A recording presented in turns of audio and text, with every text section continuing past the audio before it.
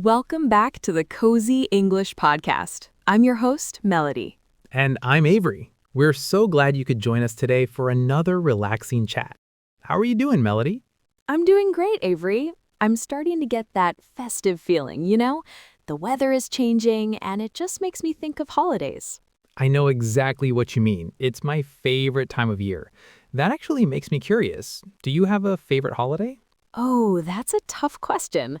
I think I'd have to say Christmas. I just love the decorations, the music, the cozy feeling of being with family. What about you? Let me guess, is it Thanksgiving? You know me so well. It is. For me, Thanksgiving is the most important holiday. It's all about family and food, my two favorite things. That's a perfect lead-in because today we're talking about traditions and culture. Specifically, we're going to discuss how to talk about holidays in your country. That's right. It's a great way to share a piece of your culture with others. So here's a question for our listeners. If someone asks you about holidays in your country, can you explain it in English? By the end of this episode, you'll have the words and phrases to do just that. So get comfortable, grab a warm drink, and let's get started. All right, Melody, since I mentioned it's my favorite, why don't I start by talking about Thanksgiving? Please do. I think many of our listeners have heard of it, but they might not know what it's really about. Okay, so in my country, the United States, Thanksgiving is celebrated on the fourth Thursday of November every year. It's a national holiday. Mm-hmm. The simple story behind it is about celebrating the harvest and giving thanks for what you have. Historically, it's linked to a meal shared between early settlers and Native Americans. Today, for most people, it's really about gratitude and spending time with family. Gratitude and family. That's lovely. So what does a typical Thanksgiving day look like? I'm imagining a lot of food. Oh, you are correct. The food is the star of the show. The main dish is a big roasted turkey. It takes hours to cook and it fills the whole house with an amazing smell.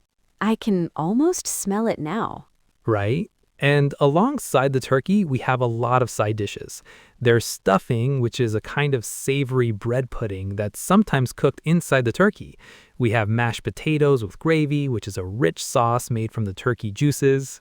Mashed potatoes and gravy are a classic comfort food. Exactly. There's also cranberry sauce. It's a bit sweet and a bit tart, and it goes perfectly with the turkey. And we usually have some vegetables like green beans or sweet potatoes. Wow, that is a feast. Is it a big family event? Do people travel to be with their families? Absolutely. It's one of the biggest travel days of the year in the US. People will fly or drive for hours, sometimes across the country, just to be with their parents, grandparents, cousins, everyone. The house is usually loud, full of people talking and laughing. That sounds so lively and wonderful. It really is. And it's not just about the meal. Another big tradition is watching American football. There are always big games on TV, and for many families, watching football together is just as important as the turkey.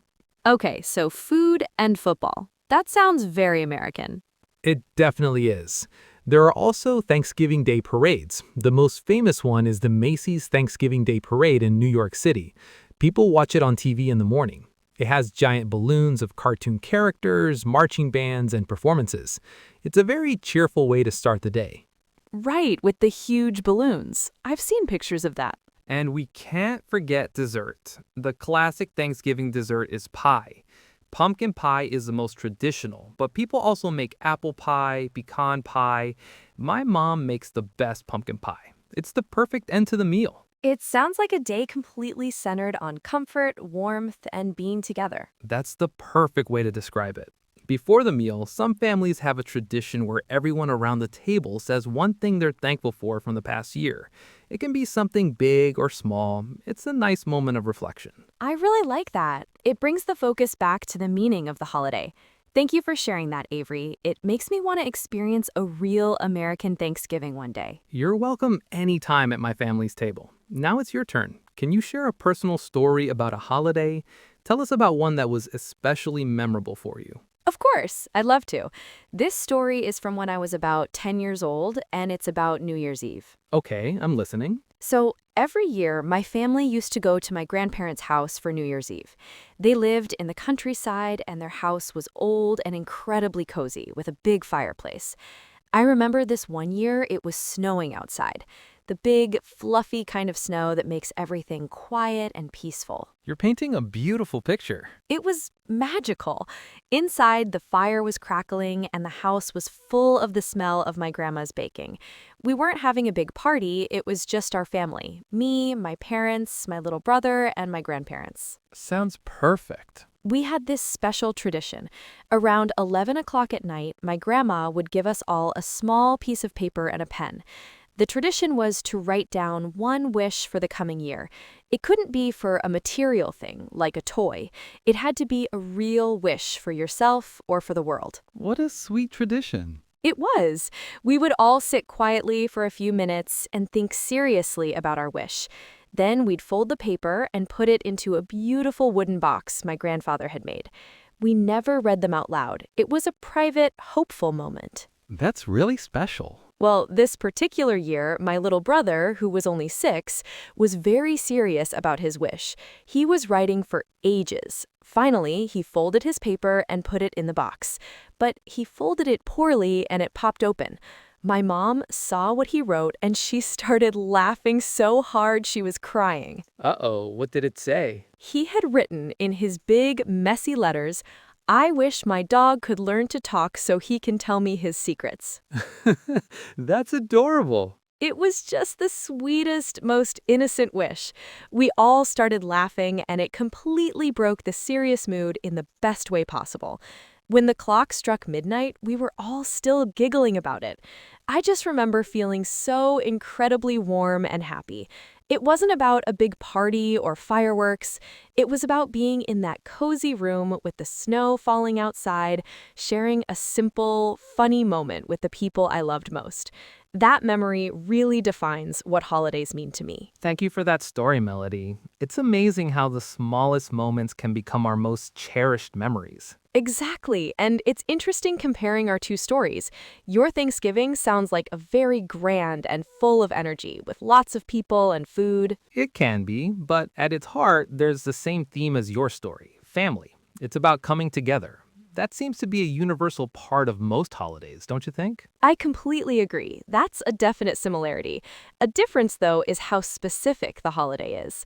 Thanksgiving is a very American holiday, but New Year's is celebrated all over the world, just in many different ways. That's a good point. Some traditions are national and some are more global. The food is also a big point of comparison. For Thanksgiving, the menu is quite fixed. Turkey, stuffing, pumpkin pie.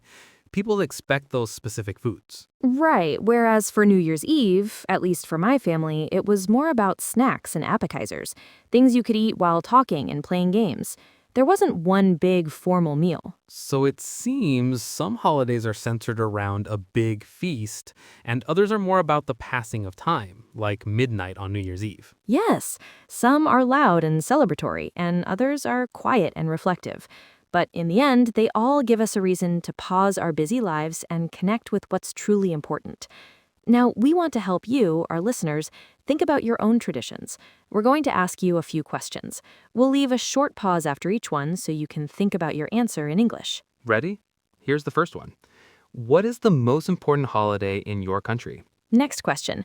How do people usually celebrate it? Think about activities and decorations. Okay, and what about the food? What kind of special food do you eat on that holiday? And finally, can you share a special memory from a holiday in your past? Great job. Thinking through those answers is the first step to having a wonderful conversation about your own culture. We hope this episode has been helpful. Let's quickly recap some of the useful phrases you can use. When you're describing a holiday, you can start with, in my country, we celebrate, or the most important holiday is. To talk about traditions, you can say, people usually, or a common tradition is to, for example, people usually get together with their families. And if you want to share a personal story like Melody did, you can use the past tense. Start with phrases like, I remember one time when, or last year I. We would absolutely love to hear about the holidays you celebrate. Please leave a comment on our website or social media and tell us about a tradition from your country. That's all the time we have for today. We hope you feel a little more confident talking about this topic in English. Don't forget to subscribe and share this episode with a friend who is also learning. Thanks for listening to the Cozy English podcast. Until next time, take care. Bye, everyone.